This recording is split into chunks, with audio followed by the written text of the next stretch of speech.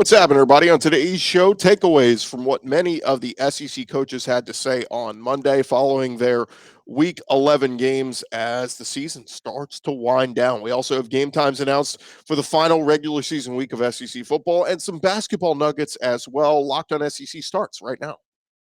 You are Locked On SEC, your daily podcast on the Southeastern Conference. Part of the Locked On Podcast Network, your team every day.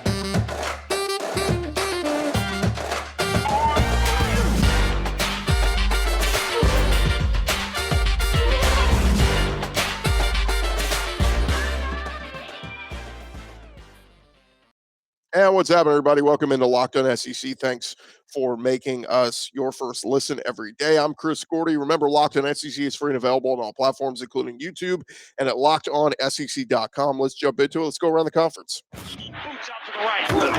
Takes the handoff. What a catch! Around the conference. And we start with the SEC championship game. It has been set. Georgia will take on LSU and a rematch of the 2019 title game. These two teams have met a handful of times already in Atlanta, but that will be December 3rd coming up in Atlanta in just a couple of weeks. There are still some regular season games left to be played, but there's some sports books out there already setting the odds. I've seen one that has Georgia as a 15.5-point favorite over LSU. Crazy to think that if it was Georgia, Alabama, it would be a lot closer, although Alabama has had their issues, their struggles this year, but Georgia, heavy favorite. So if you feel inclined, go jump on LSU plus the points if you think they can cover. LSU, they improved to 8-2 overall this week with the win over Arkansas, 6-1 in SEC play. Meanwhile, Georgia, they got their road win over Mississippi State, and they remain undefeated, 7-0 overall, 10-0 overall, 7-0 in SEC play. Georgia, of course, remained number one in the AP poll. LSU moved up to number 6. We'll get the latest college football playoff rankings on Tuesday nights. Meanwhile, over at LSU, Brian Kelly talking about the sensational start that Harold Perkins, his true freshman linebacker, has had, but he said it's thanks in part to the entire defensive line. He said that the goal is to flush Perkins outside, and that means B.J. Ojulari, Ali Gay, Jaquelin Roy, those guys up front have to play their part. Kelly also singled out on Monday Jaquelin Roy, saying he probably had his best game of the year. But he said other guys like Mekhi Wingo, the transfer from Mizzou, has played a big role. Micah Baskerville at linebacker. Really all those guys played well this past week against Arkansas. But Brian Kelly said, yeah, spying Harold Perkins on a lot of these running mobile quarterbacks has helped out. Worked against Jackson Dart, worked against Bryce Young, and worked against Malik Hornsby this past weekend. So certainly a weapon. There's a true freshman for LSU. By the way, Brian Kelly continues to count his cash this season. He's already making a ton of money in his salary, but he earned a $75,000 bonus for winning the SEC West title. And among other bonuses along the way this season, has made about $500,000 in bonuses throughout the year. Beat Alabama, beat Ole Miss. So having a great season in year one in the SEC. Meanwhile, on the other side, Kirby Smart and the Bulldogs, they got a little shot in the arm in recent weeks with Jalen Carter getting back in there after missing some time with injury. And he has been phenomenal. Defensive end Tramel Walthor talking this week about Carter, saying just brings us more energy, more confidence in the defense and having him back in there. One other guy Walthor pointed out was freshman linebacker Jalen Walker. He said he's a young player, developmental player, extremely athletic. You just got to make sure he knows his assignment and his role on each play. But Walker had 5 tackles over appearances in the Vanderbilt and South Carolina games. Meanwhile, over on Rocky Top, Josh Heupel talking with the media and was asked about Hendon Hooker and his name coming up in the Heisman Trophy conversation. And Heupel said, look, he's playing at a high level as I've ever had anybody. I've had Heisman guys before, and said he's in complete command of what we're doing. When you look at the efficiency of how he's playing, the ability to take care of the football, the dynamic plays he makes, got to go play the right way the last couple of weeks and hope he has that opportunity, and I believe he should. Hooker, by the way, 71% completion percentage this year, 24 touchdowns, just 2 interceptions, closing in on 3,000 yards has over 400 rushing yards to go with 5 rushing touchdowns. So, look, don't know if he's going to win it, but Hendon Hooker certainly belongs in the Heisman conversation, and I think deserves a trip to New York, certainly. Meanwhile, over at Ole Miss, Lane Kiffin still frustrated following their close loss to Alabama this past week, and was frustrated with the officiating, particularly some of those penalties that were either called or not called, and some of those big hits on Jackson Dart, including the one that ripped his helmet off.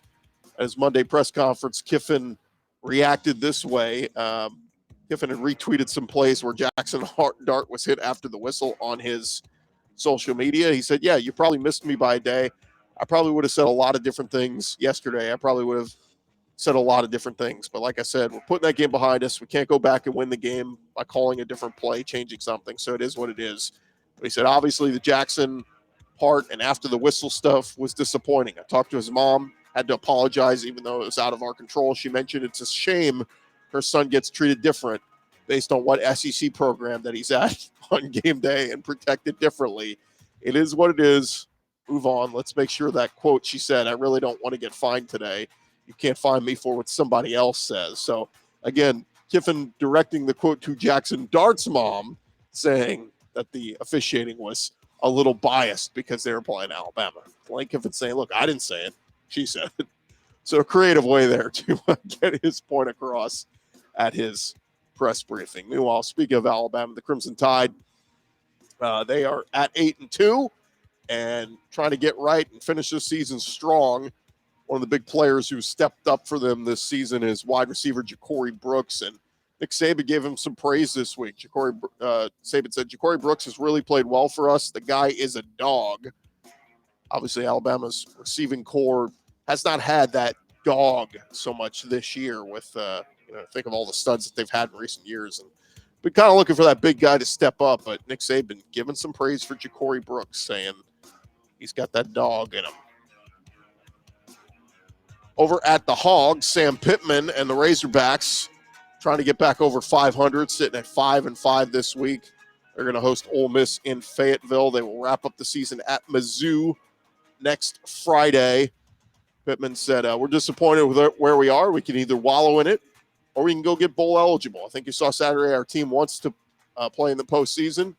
I think you will see that again on Saturday. Pittman was asked about expectations and fans being frustrated with the losses to Liberty and Texas A&M. He said it's a great thing. Even if Arkansas was 10-0, people would be complaining. He said that just comes with the job. It is what it is. You know that wins last year over Mississippi State and LSU could have gone the other way.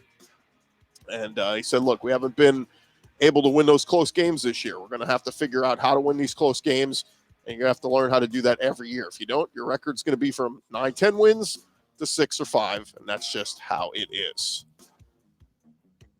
Over on the Swamp, Billy Napier and his Florida Gators celebrating their win, and Napier was on the SEC Network this week with Peter Burns and Chris Doring, and he said Saturday against South Carolina is the first time I really felt like, okay, hey, this is the type of team that we want to have. Felt more like what we intended to be from the very beginning of the season. Just the energy, the sideline, the team throughout the week. I thought by far it was the best week of practice we've had. Energy. I think that unique culture that we've had in the past is coming to life here. When your team's playing well, that's when things are a lot of fun. The Gators will travel to Vanderbilt this week for a noon Eastern kickoff on the SEC Network. So we'll see if Billy Napier can finish strong. Speaking of those Vanderbilt Commodores team that was not so lucky this past week, the Kentucky Wildcats, Mark Stoops talking with the media on Monday, said he understands fan frustration. He said there are no excuses. Gave credit to Vanderbilt for outplaying and outcoaching them. He said we had chances, but put ourselves in positions and didn't make plays. Ultimately, we need to coach and play better. Stoops added that he acknowledges that he knows people are angry and want answers, so he's not sticking his head in the sand. So he's also not going to have any knee-jerk reaction about the team right now. He noticed about 10 minutes into his presser, they hadn't said anything about Georgia and laughed and added, I don't think I have to say anything about them, but that game will be set for 3:30 Eastern on CBS this Saturday in Lexington. Get some more news going on around the conference in just a second. Thank you guys again for making Locked On SEC your first listen every day. Again, coming up next, we'll get back into more news going on around the conference. But first, this episode is brought to you by our friends at SimpliSafe. Did you know that over the holidays, property crimes like burglaries and package thefts spike nationally? That's why our friends at SimpliSafe Home Security are offering 50% off their award-winning security systems so that more families can feel safe and secure this holiday season. You can order your SimpliSafe system for half off today and enjoy advanced security and greater peace of mind throughout the holiday season. SimpliSafe was named the best home security system of 2022 by U.S. News and World Report, our third year in a row. In an emergency, 24/7 professional monitoring agents use Fast Protect technology exclusively from SimpliSafe to capture critical evidence and verify that the threat is real, so you can get priority police response. You can arm or disarm on the SimpliSafe app. You can unlock the door for a guest, access your cameras, adjust system settings. It's all right there for you. Don't miss your chance to save big on the only security system that we recommend. You get 50% off any new SimpliSafe system at simplisafe.com/lockedoncollege. This is their biggest discount offer of the year. It's almost over, so don't wait. That is SimpliSafe, SIMPLI, safe.com/lockedoncollege. There is no safe like SimpliSafe.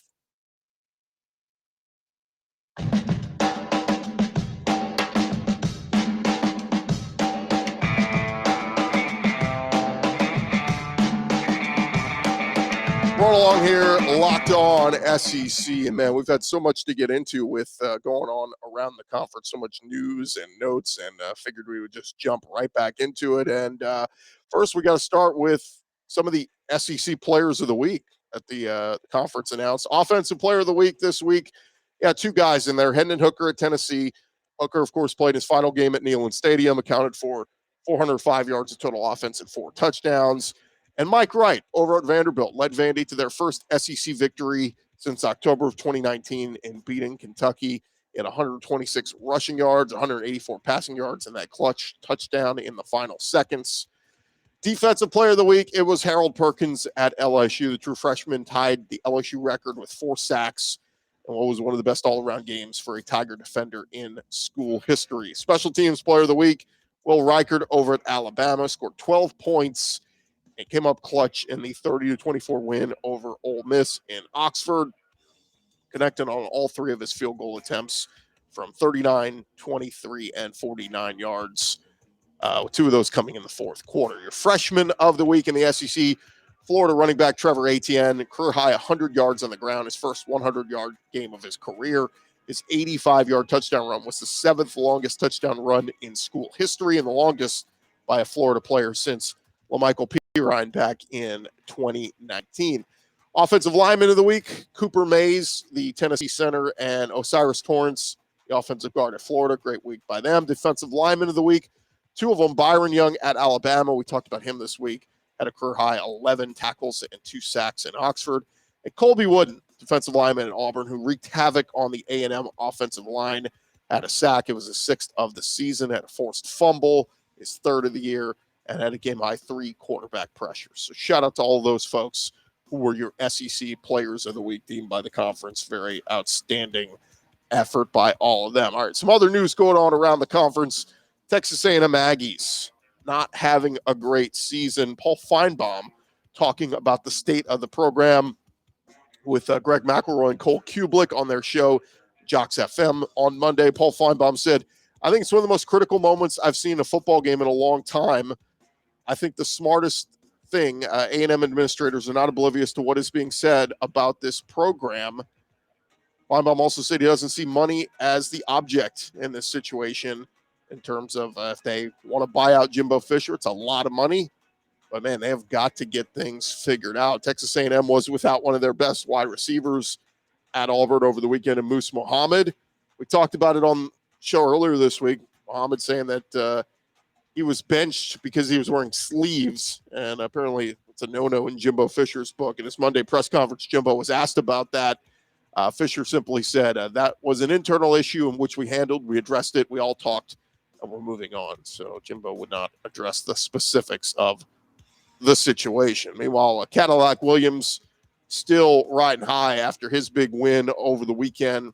First win as Auburn interim coach and beating the Aggies. And Paul Feinbaum talked about the job outlook for Auburn and could they keep Cadillac as the head coach and just build around him. Feinbaum said on Jocks FM, I think things have changed now because you're getting an opportunity to see what a coach's impact is on the players.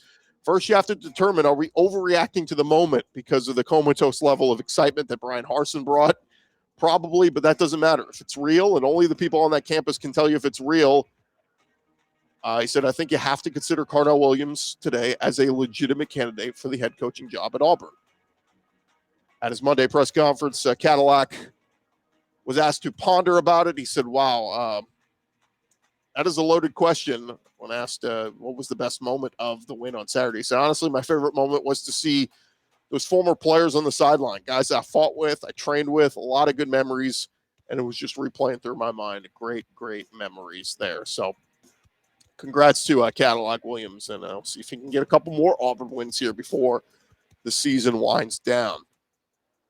Couple of SEC basketball nuggets. Yes, we got underway hoop season just a week ago. The AP men's basketball poll came out on Monday, and not a lot of big games have been played just yet, but 6 SEC teams coming in the AP poll. Number 4, Kentucky. Number 9, Arkansas. Number 13, Auburn. Number 18, Alabama. And number 24, Texas A&M, cracking into the top 25. Tennessee, a little bit of a disappointing game already to start the season, losing to Colorado, so they got to get that fixed. Others receiving votes, Florida coming in there. They got 5 votes for the top 25. But shout out to all those SEC teams. We'll get into a little bit more hoops talk as we get into the spring months and season really starts getting into, particularly once we get into SEC play. One note on the Kentucky Wildcats, John Calipari and his squad getting set to play Michigan State tonight.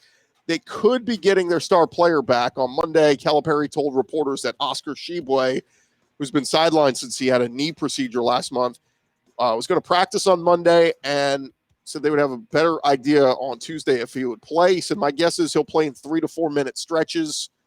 Knowing him, he wants to play. Kentucky will also play Gonzaga this Saturday. So big games here for Kentucky. But Tshiebwe was the consensus men's college basketball player of the year last season. Coming into this year was a unanimous selection along with Gonzaga's Drew Timme as AP preseason All-America team members.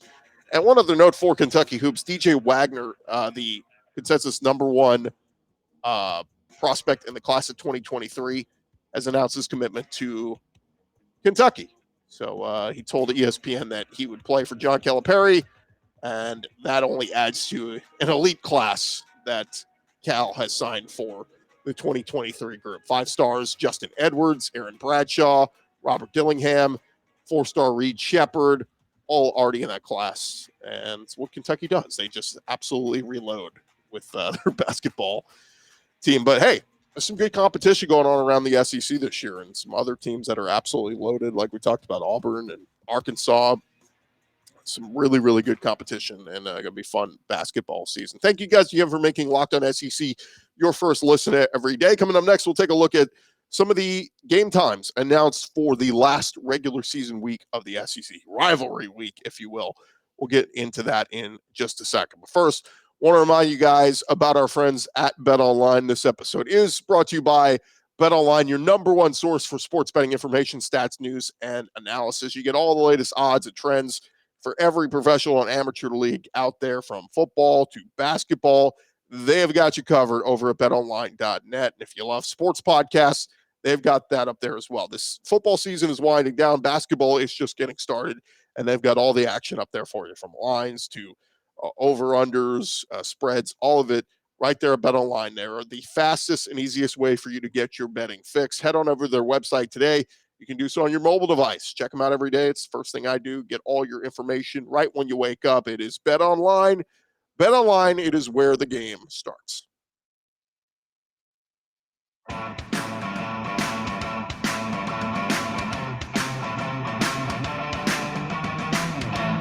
All right, continue on here, Locked On SEC, and the SEC coming out with their kickoff times and TV info for rivalry week as football fans can get their holiday schedule set. I mean, what's so interesting about this is you got Thanksgiving, team games are being played on Thursday and Friday, and a lot of you are traveling. So you have to set your travel schedule. Hopefully you take us with you and you're subscribing to Locked On SEC and listening to us in the car while you're driving with your family, going to your in-laws' house, your family's house, whatever. But let's take a look at it. This starts off next week. So this is Thursday, November 24th. It will be the Egg Bowl Thanksgiving night, as it typically is, 6 p.m. Central, 7 Eastern. It will be Mississippi State at Ole Miss, and that game will be a big one. Both those teams having nice years. Ole Miss just slightly better year than Mississippi State, but Mike Leach and company, not a bad year at 6-4, and we'll see if obviously that game always means a lot to both fan bases. We'll see what implications it has. Obviously, you get to go to a much better bowl game if you win that game. So that'll be a fun one on Thanksgiving night on ESPN. Of course, the day after Thanksgiving, the Black Friday day, although does anybody do the stand in line thing at 6 a.m. anymore? I don't think you do. Amazon and a lot of those apps have the Black Friday sales for you now. You don't have to go stand in the line in cold weather. But next Friday, it'll be 3:30 Eastern, 2:30 Central on CBS, the annual Arkansas-Missouri rivalry. That will be a good one, and likely, we'll see what happens with Mizzou this weekend, but likely playing for bowl eligibility there. Maybe Arkansas too, so we'll see what that game has on the line once we get to next week. And then the night game. I like this. A night game on next Friday on ABC, 6:30 Central, 7:30 Eastern. It is Billy Napier's Florida Gators at Florida State. So, of course, big rivalry game. And we'll get treated to that one on Friday Night Football a week from this Friday. And then the Saturday slate, like we mentioned, it is rivalry week. Next Saturday, November 26th, early on at 11 Central, 12 Eastern on ABC. You'll get South Carolina at Clemson. Tough game there for Shane Beamer's crew.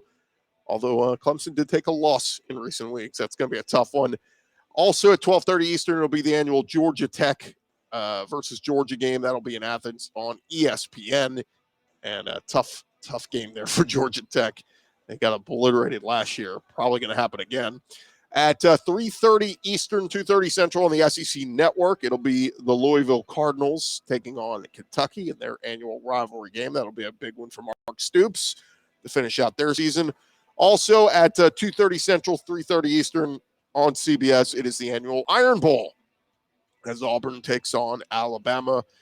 You almost wish, the way that Cadillac Williams had that crowd going in Auburn, you almost wish this was a home game for Auburn because, maybe that would give them a chance with the crowd behind them. But it'll be a tough one going to Tuscaloosa. Nick Saban and his group trying to finish this season strong, so they're going to be ready.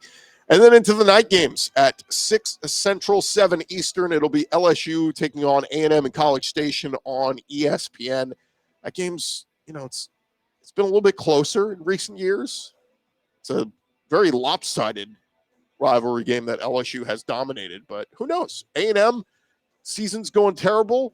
That could be their Super Bowl. They could put all their eggs in the basket and say, let's just try to beat LSU, and at least it'll put some positivity on the end of this season and maybe ruin LSU's chances at the playoff. Because let's be real, if they lose to A&M and then they beat Georgia in the SEC title game, they're putting a 3-loss LSU team in the playoff. So could play spoiler there if you're an Aggie fan. And then the other night game, 6:30 Central, 7:30 Eastern. It'll be Tennessee at Vanderbilt on the SEC Network. And before you laugh or chuckle, hey, Vandy just got a win over Kentucky. They got their first SEC win in a couple of years. I think Tennessee 5-5 in their last 10 matchups with Vandy, so who knows? But Hendon Hooker and the way that Josh Heupel offense is humming right now, RIP to Vandy. That's going to be a really, really tough one. And so those are your games next week for Week 13 in the SEC. Hard to believe that we're already here at the end of the regular season, and kind of depressing, but we'll get to see a lot of playoff action. We'll get to see a lot of good bowl games, and we'll certainly bring you all the coverage on all that stuff, covering all things SEC in the coming weeks. I want to remind you guys, thanks for making Locked On SEC your first listen. For your next listen, go check out the Locked On Sports Today podcast, the biggest stories of the day, plus instant reactions, big game recaps, and the take of the day, available on the Odyssey app, YouTube, or wherever you get your podcasts. I'm Chris Gordy. You guys have a great day. We'll talk to you tomorrow right here on Locked On SEC.